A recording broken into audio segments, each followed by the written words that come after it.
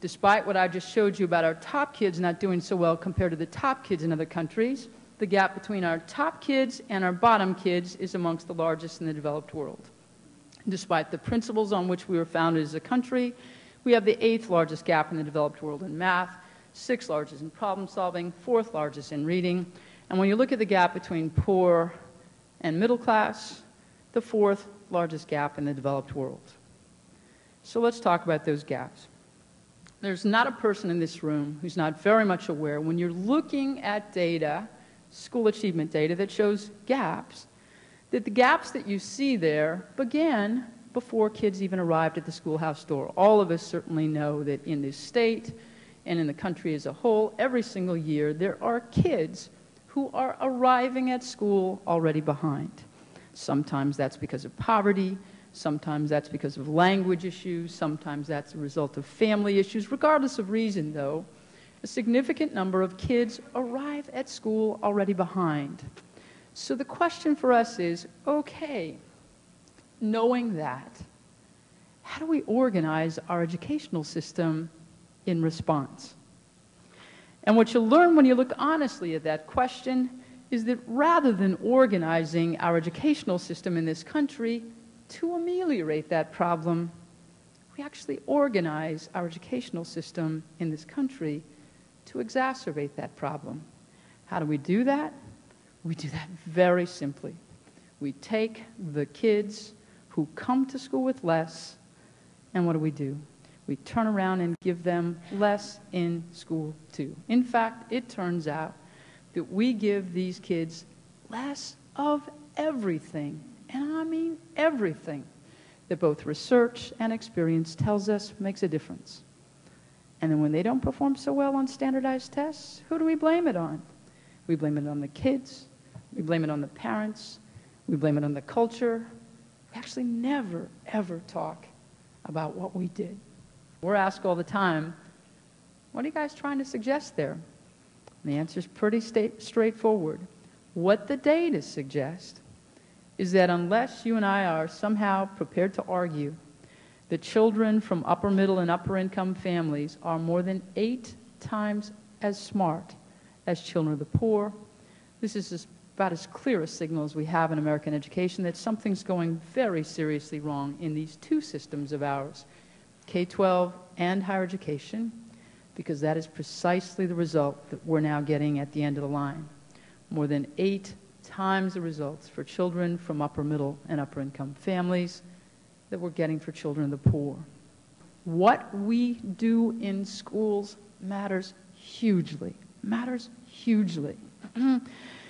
Interestingly, that's even true at the state level as well. There are big differences across states in the performance of the same group of kids. The schools and school systems that really work for all kids, not just some, succeed by focusing like a laser on the things they can do, the things they can change, not on the things that they can't.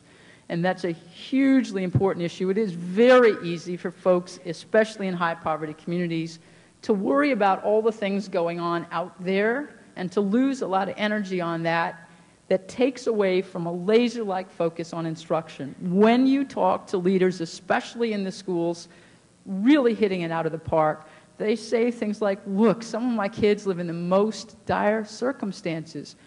But we don't dwell on that here. Instead, what we do is focus on taking our kids from wherever they are when they reach us to where they need to go. So it's really focusing on the things you can change at the school level, not on the things you can't.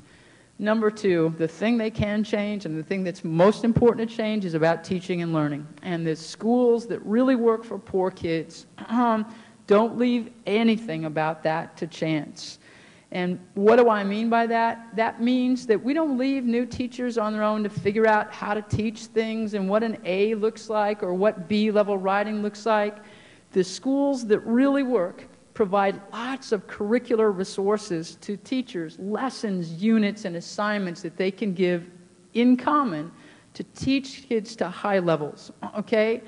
And I can't tell you enough about how unusual we are as a country. In other countries, teachers have a lot of that, right? They don't have to make up how they're going to teach differential equations. There's lots of lessons that they can draw on, created by fabulous teachers that new teachers can use. In America, we just say, here's a textbook, we close the door and shove them in a classroom, and we're getting results to pay for it. The schools that really work, do not leave that to chance.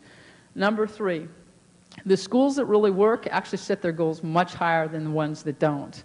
What does that mean? When you walk through the door of Stanton Elementary School in Philadelphia, for years one of the highest performing high poverty schools in the state, the first thing you see is not a chart that shows you how many kids are proficient, but how many kids are advanced. And Barbara Adderley, the principal there, said, you know, it's so interesting. We have hundreds of educators every year come through our school to visit. And she said every single one of the groups asked the same question. They say, Barbara, these are poor black children. Why do you focus on advanced? You know what Barbara says? We focus on advanced, proficient will take care of itself. A very simple lesson, but a very important one. And what's the high school version of that? You know, one of the things I worry about is as there's more and more attention to high school dropout numbers and reporting them honestly for the first time, high schools are freaking. They're saying, we're not going to challenge our kids, we're not going to push them, we're not going to make them take tougher courses for fear those dropout rates will go up. But guess what? The opposite turns out to be true.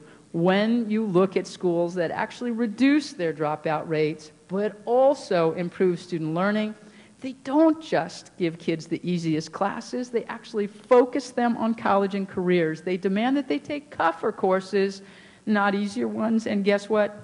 That's what helps them get the students as partners in this effort and keep them in school. Speaking of tougher courses, higher performing schools all around the country are not leaving kids to pick their way through high school, to pick the easier courses if they want or the tougher ones. They know that we've got 25 years of research that asks the question, what do we know about what's most important in future success? And what we know is the quality and the intensity of the high school curriculum is the most important determinant of later student success. So what are the leading states doing? They're doing, quite frankly, what Michigan did, and that is make that more rigorous curriculum the default curriculum for all kids. And by the way, Michigan schools need help to make this work. You're all watching the pushback occurring on that. If there's a strategic area where your resources can really help, it's investing right there. Number 5, you don't need to know this. You don't need me to tell you this because you already know. Principals are hugely important. When you visit schools that really work for poor kids in particular, they are ever present. But we are not doing a good job as a country in developing leaders, especially for our highest poverty schools. This is a very, very important place for us to look for both public resources and private ones, because nothing makes a bigger difference in helping to move a school along than solid leaders. 6, good schools really know how much teachers matter, but they don't just talk about that, they act on it.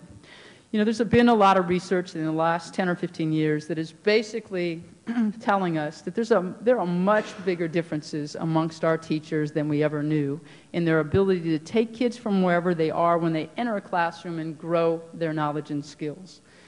We are also learning that those differences add up. Kids who have 3 strong teachers in a row literally soar, no matter what their family background, or kids who have even 2 weak teachers in a row never recover. So teachers matter big time. But remember the data I showed you earlier. Are good teachers evenly distributed across all kinds of kids? Not even close. Not even close. High-performing schools and districts work very hard on this issue. They work to attract and to hold good teachers. They make sure their strongest teachers don't just teach the top kids, but also teach the kids who most need their expertise. And frankly, in schools that really work for poor kids, both the administrators and the teachers care so much about quality teaching that they collectively chase out teachers who they don't think are good enough for their kids. Finally, good systems and good leaders in those systems absolutely are relentlessly aggressive in tackling the myth that closing the achievement gap is somehow unfair and unachievable.